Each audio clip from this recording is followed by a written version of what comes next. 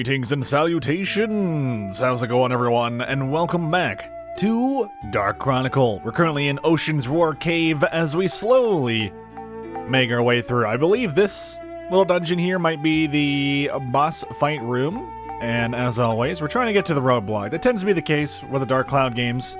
I wouldn't be surprised if it was also the case in Rogue Galaxy whenever we get to that game. But it tends to be you just go through a little roadblock and have a little bit of fun. I was reading some of your comments in the last video, and there was a pretty helpful comment by someone by the name of something or other, because I can't remember names, and I'm going to go search it right now. There it is. Rowan. I'm so sorry. I keep forgetting everyone's names. Listen, my brain doesn't work ever, so I apologize if I forget everyone's name. all the time, but had a really cool comment talking about like building up weapons in the game, and what Rowan said they do is essentially get battle wrenches, level them to +7, and then I think level them up again. I don't remember exactly what the full comment was, but it was something like that, something along those lines, to get some pretty cheap and easy ABS. And what they do is they actually put in materials, crafting materials into the weapon. I never actually thought about that for an off main weapon, right? A weapon that you would use strictly to synth sphere into your main gear, right? And that actually is a very clever and very cool idea. And I never once, in like the 3 times I've played this game, I've never once thought of doing that, and I kind of want to do that now because that just sounds really smart, like a big brain strats, you know? Also, we're slowed down, which locks us down to a walk in this game, which is actually hilariously better than what it was in Dark Cloud 1, where in Dark Cloud 1, you just sort of, you're even slower than your walk speed. It's actually a nightmare. I really should be using these amulets. I probably don't need to sell them, but at the end of the day, it is what it is. Do we have any soap? Oh my god. How do you cure this without soap? Oh no. Is Monica eternally soaped up? Or non-soaped, rather? Shit. I think we're doomed, y'all. I think we're doomed. Alright, well, now we know we need anti-goo. Usually one of these would be glowing, right? And none of them are soap. I can't believe it. I can't believe it, game. Bloody hell. Alright, let's just hope it doesn't last very long. Oh god, here we go. Oh! Right in my face. I'm gonna die. There we go. Get him. Even in slow motion, I'm still God. Excellent. Sticky clay. Who would have guessed that we'd also get sticky clay right after that from a completely different mob? This game is pure evil. Continues to be pure evil. And I love it for that. I've been thinking a lot lately. I've been looking into a lot of different types of games, playing a lot of different types of games in my off time when not recording for YouTube or something like that. And I'm starting to notice a trend in games that I really, really like. And this is different than how I've always felt I feel in the past. And I don't know if this is for all games in particular, but I'm noticing I like games that rely on their gameplay a lot more than their story, and I think Dark Cloud has always been a game that, like, although it has a pretty cool story to it, like, it still is majority gameplay focused, which I think is one of the best things about it, right? If you ever jump back into the game, and you've already seen the story and you want to skip all the cutscenes, you can, and then you're just in gameplay for a large portion of it. It's just really, really nice. But then again, I also adore games like Metal Gear Solid. So I wonder if I were to replay the entire Metal Gear Solid series again, which I've played through like 4 or 5 times, mind you, would I appreciate the game if I rewatched the entire story? And I probably would. I don't know. I don't know. It's weird, but in my brain, I'm like, there's certain games I've been playing where they're just so story centric, and they're like they want to stop the gameplay, or they're sacrificing gameplay elements in favor of the story to the detriment of like player enjoyment. And I feel like maybe I'm growing more jaded in like my take on certain games and how they present themselves and how they prefer doing everything. I don't know, story focused wise, it has to be big budget AAA insanity or something like that. And I don't know, there's something really nice about just like cozying up to a game that focuses more on its gameplay, and just playing that all the way through, knowing that at any time I can just skip right to gameplay if I really wanted to, right? And maybe that's why I've been really enjoying the Diablo series so much. That game is like 99% gameplay and like 5 seconds of cutscenes, and then you just, if you want to like get the lore, you can by just talking to NPCs. But you really don't have to do that. It doesn't like hurt the gameplay at all by, you know, taking a minute to go talk to some random dude that the game doesn't even ask you to go talk to, right? But then, I don't know, then there's also games that want to involve you in the story. For example, like all of the David Cage games, like the guy or not, I hear the guy's not, you know, the nicest dude in the bunch, but I do like the way that he presents his games, and even though primarily those games are entirely interactive stories, the biggest thing is that they're interactive. Like in these cutscenes that would normally play out where you just sit back, put your controller down, and watch the video on screen, you are constantly interacting with the environment, which I think is really nice player agency. Even if it's something as simple as turning a damn doorknob, right? You just feel like, oh, I am doing this now. And you just feel constantly engaged, so even though for the majority of it, it's just lots of dialogue, lots of talking, lots of discovering and investigating, you're still always engaged with what's happening on screen, which I think is really important. I think, I don't know, no game has really perfected this other than Brothers: A Tale of Two Sons. I know I haven't played that on a channel, and I don't want to spoil it for anyone. It's usually pretty cheap, and I believe it goes on sale for like $1 or $2, like basically nothing. It's by the creator that made that Prison Break game.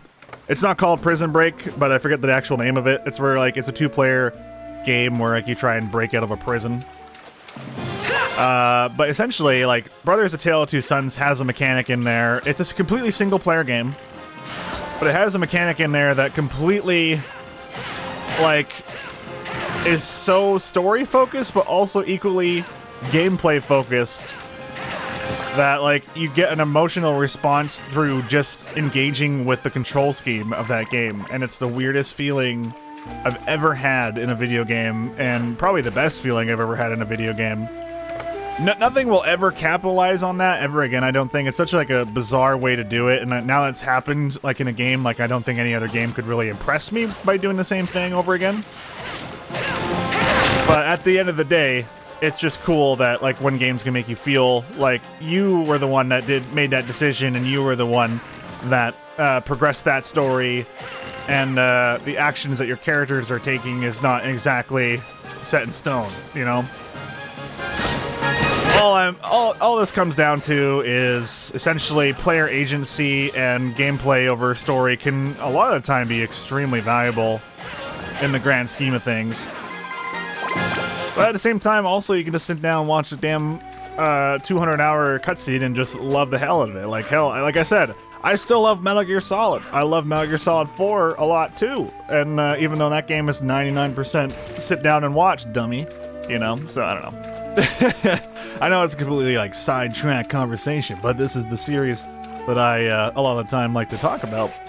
Random things and video games in general. It's just been on my mind for so long of like, what do I like in video games and what do I not like so much? And I always thought, this is the thing, like when I was a kid, I would always, of course I'm Poison, I would always play on the easiest difficulty just because all I would want to do is get to the next cutscene. That was my main goal. No matter what game it was, if I could play on an easier difficulty, I would, just to see the next cutscene, and that was my entire being as a gamer. And it was the weirdest thing ever. I would still play games like Crash Bandicoot, which were arguably like absurdly difficult. Also, of course, there's a spring there. I could have just healed up, got some paint noise. Still playing games like Crash Bandicoot, Spiral, games that could be relatively punishing in the department of like platformers and stuff, but like if it was Metal Gear Solid, I'll play on easy, dude. I want to see the cutscenes. Final Fantasy, I'd put in my Game Shark and I'd enable like the dirtiest of cheats, you know, the things that would just make it so I could just breeze through the game so I could get to the next bit of dialogue because I just really was engaged by the writing. And I would just, oh shit, whoops. And I would just really love reading through the game and figuring out the story, honestly completely ignore the majority of mechanics in the title, which is so weird. I don't know why I used to play like that, but it was the way of things, and now I'm like the polar opposite of how I was when I was younger. I much prefer to engage in difficult combat playing on harder difficulties than the normal one that's usually given to you, and I really, really enjoy that. I don't know why that is. I don't know why I had like that weird brain change in the past, but I don't know. I'm thankful for it. It's gotten me into games. It's weird how when she switches to monster, she doesn't have slow, so the monster is actually considered its own entity, much like Ride Pod Man. But yeah, I don't know. It's an interesting thing. Like as we develop and grow over the years, we could potentially. Oh shit! Hello. Completely change our view of games in general. But then again, I do also love games like Persona 5, which is like 50% combat. Well, actually, when it goes into combat, it's like all in on combat for like hours. And then when you leave the dungeons, much like in this game, actually, now that I think about it, when you leave the dungeons, you know that you're going to be more focusing on like leveling your persona skills, your social aspects, hanging out with your buds, and doing mostly like story-focused things. It's actually hilariously, now that I think about it, it's exactly the same as this game. Just one's a turn-based RPG and one's not. And this one, this one you even are doing social things like talking to people and kidnapping them from their houses and forcibly throwing them into whoever knows where when they were once living comfortable lives, hanging out in Palm Brinks, possibly considered the safest place on the planet Earth, albeit, you know, they're in seclusion and don't know exactly what's going on in the outside world. Maybe for the best, though. Maybe for the best. Who knows? I would like to cure Monica's slow, though. I don't know where to get soap or mighty healing or whatever.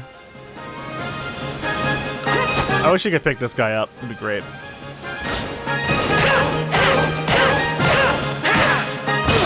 God, he is so evil, isn't he? So what happened there is that he triggered adrenaline mode and then skipped out of the that takes care of you guys. The knockback animation, which allowed him to do an instant jump. I gotta be a lot more careful about that. Oh my god, we can do Spheda? Oh shit, this might actually not be too bad of one either. Alright, time to play some Everybody's Golf. I also hate that they call it that now. I really don't understand it. What was the point of calling it Everybody's Golf instead of Hot Shots Golf? Hot Shots Golf was such a good name. Hot Shots Golf was such a good name, dude. I don't know. I don't know what they were thinking. But I still want to play Everybody's Golf. We might have to do it. It is multiplayer, though. So maybe we'll have to kidnap some viewers and be like, alright, boys, let's do this.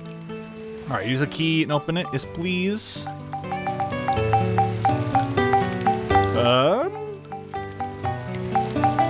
Open Sesame Street. Oh my god. Listen, we don't think about it. We just pick a color. And we get the win, baby. We get the win! After all our failures and past attempts. Also, it's fishing time, apparently. Uh-oh. I'm not ready for this, man. I need to catch a goddamn Nonky. Wow, we have a lot of Gilda, don't we? I say a lot. Someone's gonna be like, I have 10 billion. 34 attack base, huh? No special abilities mixed in with it. It's a blasty blast. Forms magic power in the atmosphere into bullets. Cool. But come to the base of 25, Cyclone Smash, Beast, and Scale, with 30 durability and 34 attack. Pretty dirty.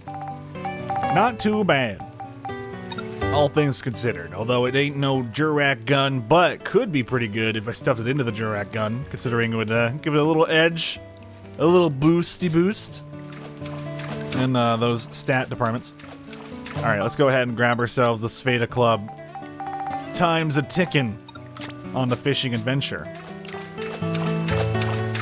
Although, I mean, given the last time we actually did that stuff, I mean, We kind of got roasted by Owlman.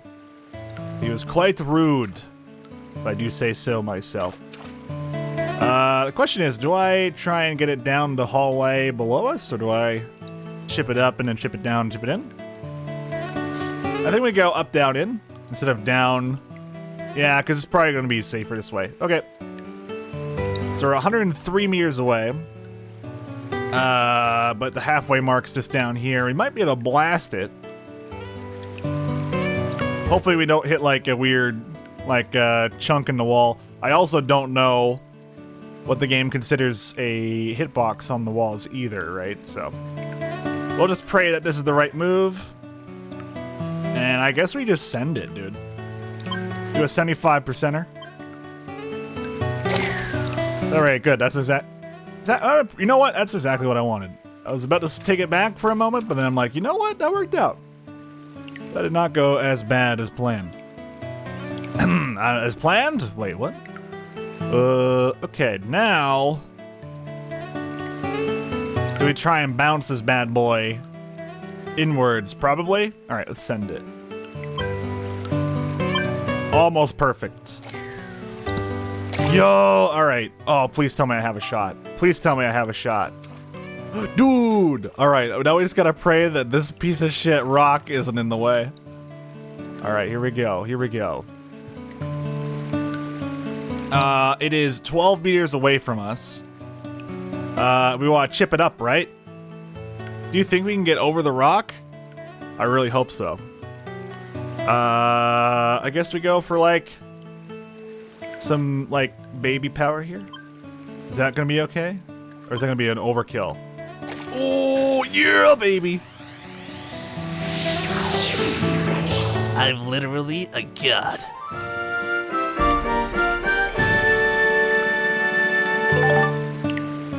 They call me the distortion expert. Got a leak in space-time? Call Max. I know it didn't rhyme, but whatever. Good job, Max. You did it. I'm a little disappointed that Monica, doesn't play golf. I like to feel like she's a poser where she's like, you don't know what Spada is, Max? I mean, the most famous game, in the future, dude. And then she, doesn't play. And she's like, no, I don't play. I just watch. It's just like, God damn it. You don't know this thing? How dare you? Who do you think you are? Well, we gotta continue our quest to obtain non-key. And I guess now is the perfect opportunity. As much as it would be nice to continue on with the main scenario, I think that's okay to take a little detour here and there, you know? And besides, if we somehow fish up the legend of gods, even better. Now, I believe one way to actually farm out your points is to go get some poisonous apples and go hang out in the forest in the rainbow butterfly wood. Probably for the best, rather, as I trip over every word I've ever had.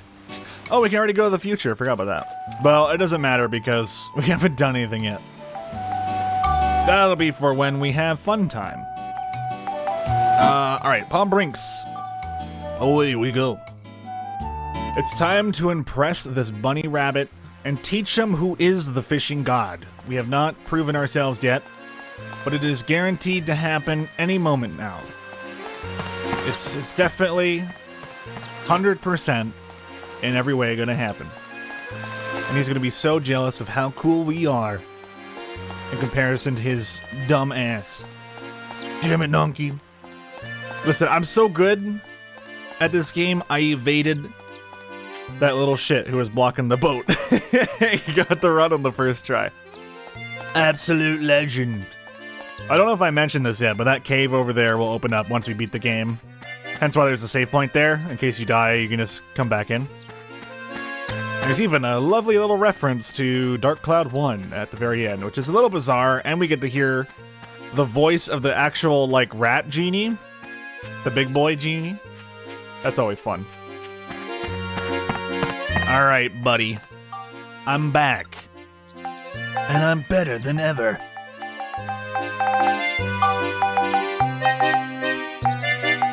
While you were studying the sword, I was studying your language. I mean, I was studying you. I don't know. Whatever. I forget, what are they saying, Ghost of Tsushima?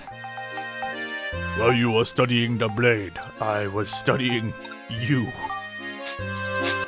I learned your language. Alright, get it in there. As far as we can go. Whew. I do still forget. I think the further you throw it in, the rarer the fish. Let's see if we can get a first boy. Don't ding-dong me, fool. Now, I think this fish might be an evening fish, maybe even later than that. But we'll just fish for fun, I mean, for the EXP. It all works out. Oh god. God damn it. I pressed the wrong button. I was supposed to flick the stick, right? Okay, good. We're good. We didn't lose anything. I would love if the game, like, played Hangman with the little cricket, you know? Like, where it just started losing its limbs, and you're like, ah, shit, I only have, like, 2 more attempts before this thing's gone. Be a nice little cute indicator to be like, you messed up, but you got 2 more chances. That'd be a nice little thing. Basically, they should just teach, or have me teach them how to make a fishing game. Every time I look at the trees, man, they're always watching me. They're always watching. They had an opportunity here to, like... Oh, shit. Okay, we got it. They had an opportunity to make, like, a horror game. Or, like... Max has a bad night. Where all the trees come to life. Oh, God. Oh, shit. Well, we're messing up big time. There we go. Could be.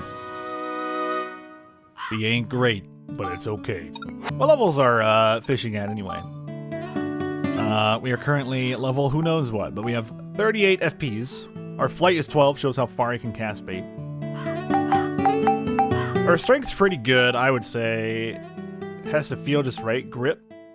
Resilience means the line won't break as easily. I don't think that's important. I feel like strength and flight are like your go-to, and then luck probably also. That way you can get your critical strikes on the fish. Not actually true. I think it's just like the type of fish you get.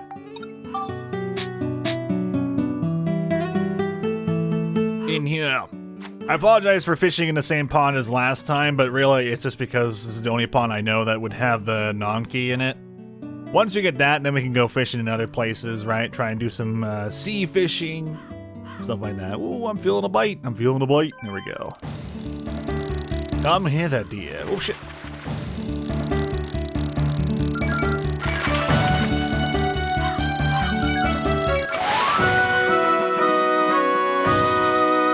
It actually reminds me, isn't the Fable games on PC now? Or is it just Fable 1 on PC? No, they released Fable 3, right? Fable 3's on PC? Although, arguably not particularly as good as Fable Uno or Dos. But still an alright game. Although, the problem with Fable 2 and 3, I don't know about 1 because I never really played 1, is the magic route is just unbelievably strong. It's like disturbingly overpowered. It's like no playtesting was done here. Whereas like all the melee stuff in that game is like relatively okay. In terms of like balance, like enemies will just fight you off, you know, and deflect all your attacks and everything, and then you just have magic where it's like, alright, I stand still, I hold down button, I wait for a little bit, and then everything's dead. And like, they don't even hit you. They don't even, well, they'll hit you, but like, you don't even get knocked out of it, I don't believe. I mean, it's crazy. Imagine if that system was in this game. The thing that makes like God damn it. The thing that makes Dark Cloud so great is that the combat just doesn't feel like you're being overpowered, especially if you're rushing through the game like a monster like me. But you know, quote unquote rushing through it. We're like 30,000 hours into it. Where I'm like purposely trying not to farm too much. Trying to be relatively reasonable with how I farm. Although I will probably pick up the farming when we go back through the dungeons and do some of the bonus content, maybe. Depends Depends on what you guys want to see, right? If you want me to go back through the dungeons and like get all the medals and stuff, or if you want me just to go to the end of the game, I don't know. It also depends on how I feel too. Why do I always get the feeling that the fish that breaks free is always the one that we're actually looking for? It's always the case, man. These gummies are sacrificing themselves in the name of their master, Nonki. Actually, I might have been able to upgrade there, but oh well. Don't matter to me.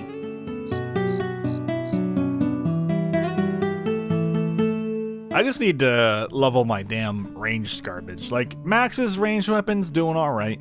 Depending on the enemy he's fighting, he's doing fine. As long as you're fighting the enemies you should be fighting with the character, then you're fine. But Monica is just like in no man's land with her ranged weapon. Ugh, she's replaced her ranged weapon with a goddamn tickle monster. And it's just not working out, man. We gotta make the ruby weapon again. We have to bring ruby weapon back from the depths of hell. Although everyone just assumes that Monica is the spawn of the lineage of Tone and Ruby. Just ship Tone and Ruby, okay? That's all we had to do. And then we got Monica. After like a couple of generations of the Tone family.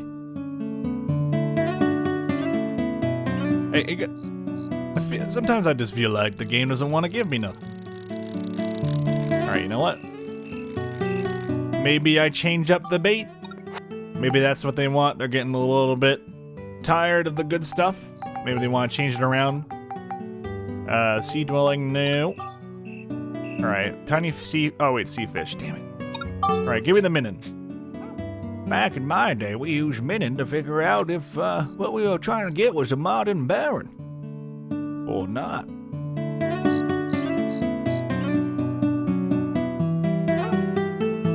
Just you wait, little shit. We're gonna get... Oh, we're getting bites. We're gonna get the best fish ever, dude. You don't even know.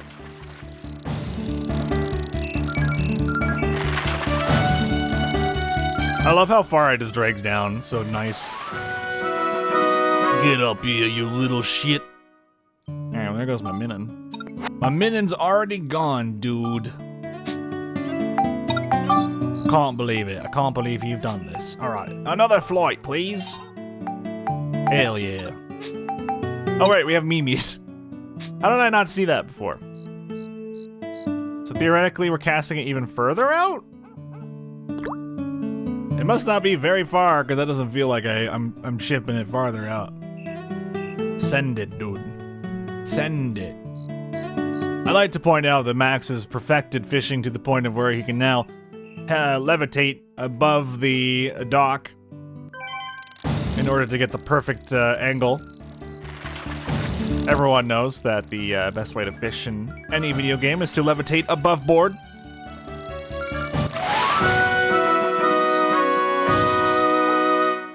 You're wondering about the regulations of fishing in any of these competitions. It's all above board, guys. It's all above board. Don't worry about it. Don't think about it.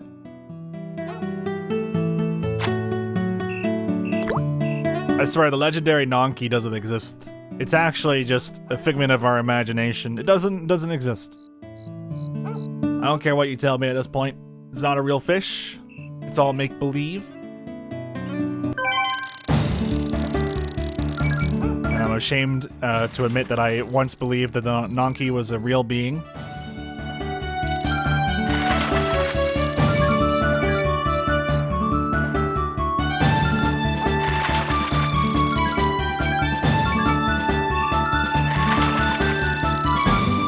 Damn, what the hell is this thing?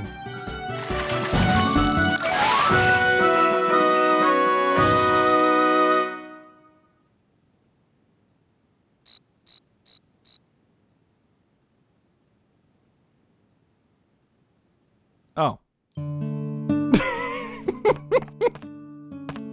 I don't know if it was big enough, though.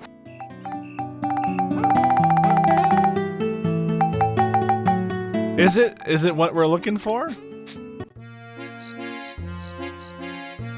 Aha, you only caught a 43 centimeter baby. You're nowhere near worthy of my help. You'd better start fresh.